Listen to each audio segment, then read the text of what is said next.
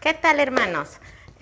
Nuevamente me siento muy contenta de estar aquí para nuestra tercera lección. Como hemos visto la anterior lección, hemos visto el perfil del maestro, este perfil que va a trabajar con los niños, el perfil del maestro que va a trabajar con los niños. Ya hemos visto por qué es importante trabajar con niños y hemos visto el perfil del maestro y ahora vamos a ver y vamos a desarrollar juntos una historia bíblica. Lo vamos a hacer lo más sencillito posible, ¿ya? Si bien es cierto, muchos de nosotros en las casas hacemos nuestro devocional. Es muy simple el devocional que se hace más si tenemos niños. Y la historia bíblica requiere de más preparación que para hacer un devocional. ¿Por qué? Porque tenemos que manejar lo que es la historia de la palabra, la historia que vamos a narrar a los niños. Tenemos que saber muy bien. Entonces, para eso debemos de prepararnos con una semana de anticipación. Es decir, si nosotros damos la clase el día domingo, tenemos que comenzar a prepararnos el día lunes. ¿Por qué? Porque tenemos que hacer tres cosas. Estudio bíblico, que tiene que ver con lo que está en la palabra de Dios, la historia que vamos a narrar. También tiene que ver la obra de Dios en nosotros, que le vamos a pedir al Señor que nos hable. Y el tercer elemento para narrar una buena historia bíblica es la creatividad. Por eso están los globos de muchos colores aquí, porque Dios es el que nos da creatividad.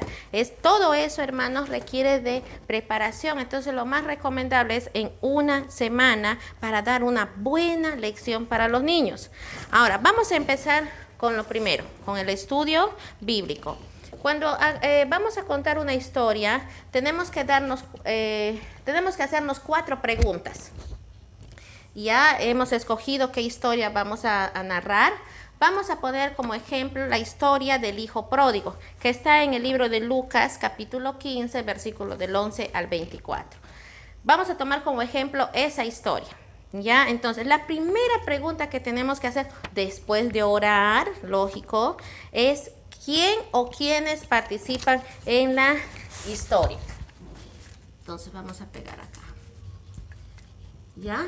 ¿Quién o quiénes participan en la historia? ¿Qué personas participan en la historia? Por ejemplo, si vamos a hablar del hijo pródigo, ¿quiénes participan en la historia? Yo sé que ustedes saben esa historia, muchos lo hemos escuchado de niños, también lo hemos contado, nuestros pastores han predicado sobre esa historia, es una de las historias que habla del perdón, ¿no? Entonces, siempre hemos escuchado la historia, pero ahora, preparar esta historia para los niños, hay que tener mucho cuidado. ¿Quiénes participan en esta historia?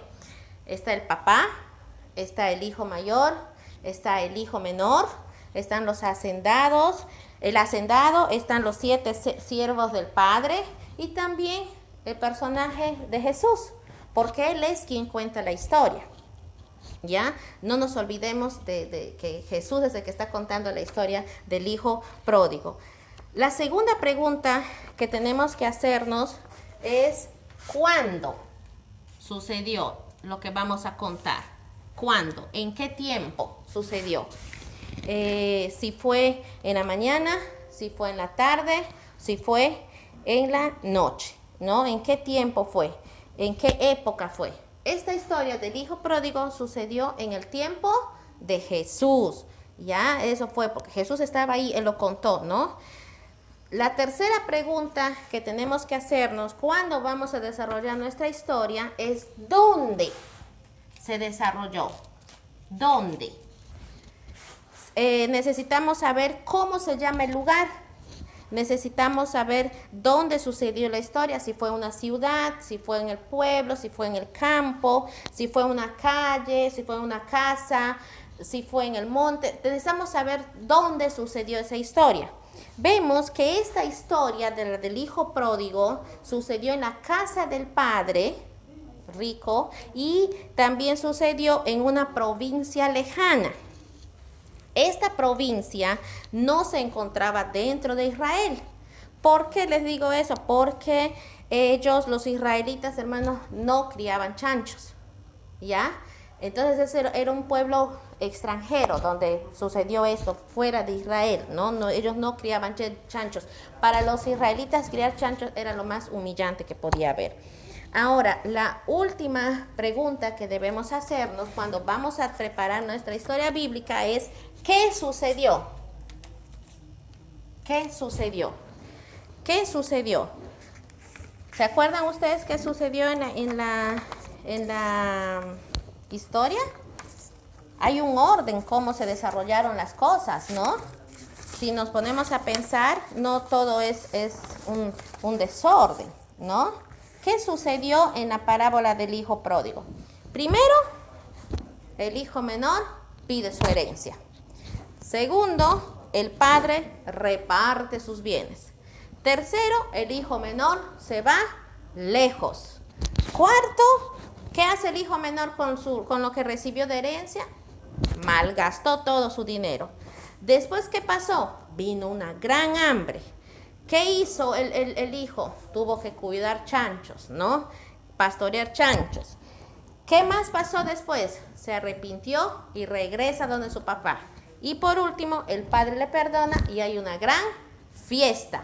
Entonces, cuando hablamos de qué sucedió, tenemos que tener bien pausado todos los eventos importantes de qué sucedió en ese tiempo, con esta historia que hemos tomado como ejemplo, el hijo pródigo, ¿ya? Eso tiene que ver, estas 4 preguntas tienen que ver con el estudio bíblico. Les he dicho que tenemos que empezar con el estudio bíblico, lo que está en la palabra del Señor. Lo segundo, les dije que es la obra de Dios en nosotros, ¿no?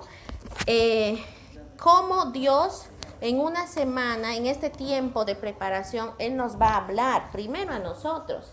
Y nosotros con lo que Dios nos habla vamos a poder compartir a los demás de ese testimonio. Ahora, tenemos que tener en cuenta, hermanos, que nosotros debemos conocer la realidad de nuestros niños.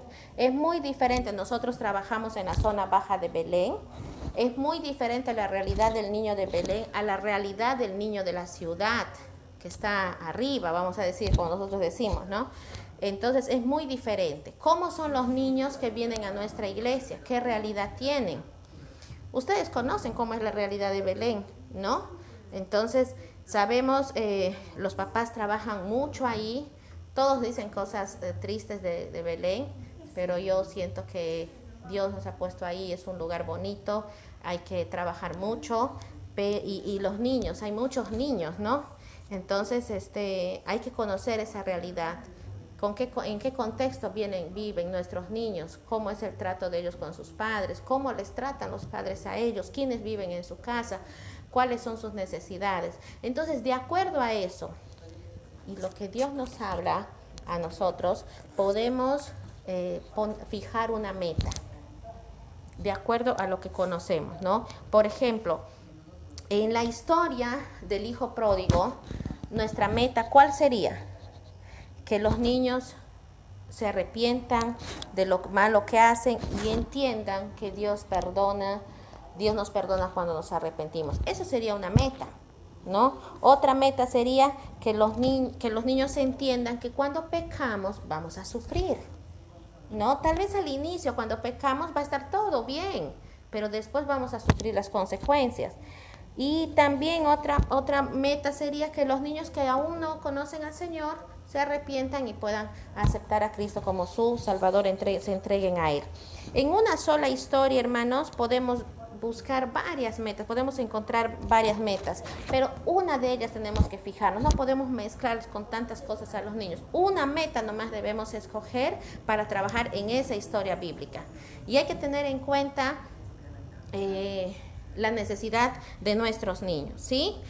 Hemos visto entonces lo primero, que es el estudio bíblico, donde tenemos en cuenta las 4 preguntas: quién, quiénes, cuándo. En este cuándo también hay que tener en cuenta, en dónde o cuándo, sí, en cuándo. En cuándo hay que tener en cuenta si sucedió en el Antiguo o en el Nuevo Testamento. Por ejemplo, si sucedió en el Antiguo Testamento la historia, que tenemos muchas historias como la de David, de Jonás, de Daniel, de Moisés, de Noé, todas esas historias sucedieron en el Antiguo Testamento. En el Antiguo Testamento no podemos hablar de iglesias, porque no había iglesia en el Antiguo Testamento, ¿no? Entonces por eso hay que estudiar, hermanos, hay que informarnos bien de lo que vamos a enseñar, ¿ya? Esto tiene que ver con el estudio bíblico, el estudio de la palabra de Dios. Lo segundo, cómo Dios nos va a hablar a nosotros. Cuando nos vamos preparando con nuestra historia, cómo Dios va a hablar en nuestro corazón, qué el Señor nos quiere mostrar mediante su palabra, mediante el Espíritu Santo cuando oramos. El Señor es tan lindo, pedid y se os dará. Señor, muéstranos, ¿qué quieres que yo enseñe a los niños con esta historia? De acuerdo a la necesidad, no nos olvidemos eso, de acuerdo a la necesidad. Yo, por ejemplo, trabajo al otro lado del río Italia, y allá los niños no tienen play, no hay PlayStation para que ellos jueguen, no hay scooter. Entonces yo no voy a hablarles, sí, cuando agarras la plata de tu mamá para ir a jugar play. No puedo, no es mi realidad. Hay que mirar bien cuál es nuestra realidad, ¿no? A los niños de la ciudad no les voy a decir, sí, y se escapan en peque. No es la realidad, ¿no? Ellos que se escapan y se van en bicicleta, ¿no? Entonces hay que ver bien nuestra realidad. Y la tercer elemento que tenemos que tener en cuenta para hacer una buena historia bíblica es la creatividad. Y eso solamente el Señor nos da. Por eso, de repente el Señor te va a mostrar cómo enseñar la historia. Ya tienes la historia bíblica, ya tienes la meta, y ahora, ¿cómo enseñamos esa historia? Hay que tener en cuenta también la edad de los niños, ¿no? Hay que tener en cuenta también el tiempo de atención que los niños pueden estar con nosotros, así podemos captarle su atención. Dicen los estudios que es la edad más un minuto. Por ejemplo, si yo voy a enseñar a un niño de 7 años, ese niño me va a poder voy a poder captar su atención por 8 minutos. Si voy a enseñar a niños de 12 años, voy a poder captar su atención por 13 minutos. Es la edad más un minuto. Pero es por eso que necesitamos creatividad, porque una historia no lo voy a contar en 8 minutos, una historia no lo voy a contar en 12 minutos, por eso tenemos que ser muy creativos, por eso necesitamos ese tiempo para poder preparar nuestra historia bíblica, necesitamos ser creativos. ¿Cómo voy a enseñar esta historia del hijo pródigo? ¿Qué materiales voy a usar? ¿Qué es lo que voy a decir? ¿Cómo lo voy a hacer, no? Ahora, vamos a entender hoy día que una buena historia bíblica tiene 4 pasos. Una buena historia bíblica tiene 4 pasos, ¿no? Si somos docentes, hemos visto que los niños hacen en primaria, tienen 3 pasos: inicio, nudo y desenlace, ¿no es cierto? Ya, nosotros le vamos a añadir uno más: inicio, desarrollo, cumbre y final. Vamos a empezar con el inicio. ¿Ya? Teniendo en cuenta, no se olviden, estamos agarrando la historia del hijo pródigo. Inicio. En esta parte tenemos que ver cómo vamos a despertar el interés y la curiosidad de nuestros niños. ¿De qué manera lo vamos a hacer? ¿No? Por ejemplo, si vamos a utilizar la historia del hijo pródigo, podemos preguntar a los niños, ¿no? Niños, ¿qué harían ustedes si les dan 1,000 soles o $1,000? Y los niños te van a comenzar a responder, tú pregúntales ahí, pero no vas a preguntar serio, pues, ya, ¿qué pasaría si tú te ganas 1,000 soles o $1,000, no? Y les, así con mucho entusiasmo, ¿no? ¿Qué pasaría? Y ellos te van a dar su respuesta, te van a decir, de repente compro una bicicleta, compro comida, compro un play, no sé qué, 4, no sé qué niveles hay, yo desconozco. Entonces, tú recibes todo eso muy bien el inicio, ¿no? Ahora vamos a ver qué hizo un jovencito, un hijo cuando recibió su dinero. Y ahí uno empieza a contar la historia, ¿no? Eso puede ser un inicio. Otro inicio podría ser cantar un coro, una alabanza que hable de Dios, del Padre Celestial. Entonces agarramos la letra de esa canción y decimos, ahora yo les voy a compartir la historia de un padre amoroso. ¿Qué hizo este padre amoroso?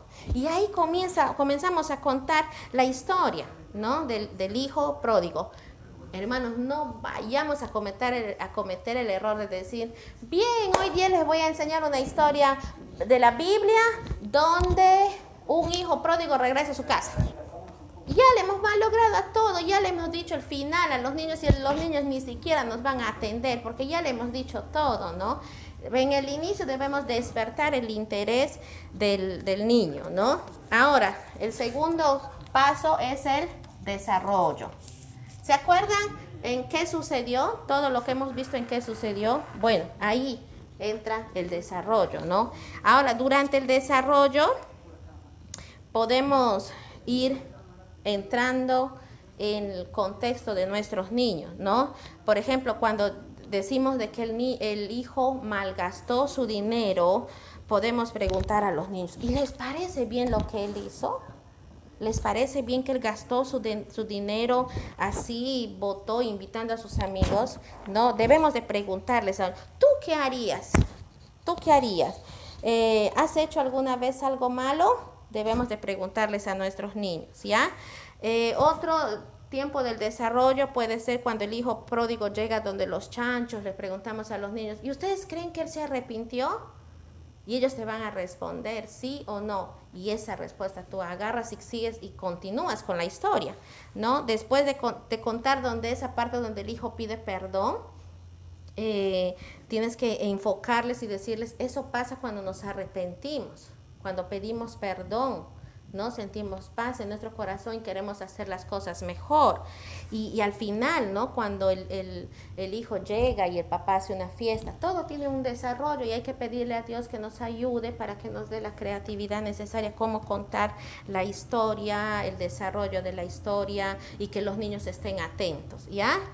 Otro paso grande es la parte de la cumbre, ¿no? Si nosotros contamos una historia y sabemos esa historia, hermanos, si nosotros sabemos bien la historia porque ya hemos estudiado casi toda una semana, tenemos que saber jugar con nuestras voces.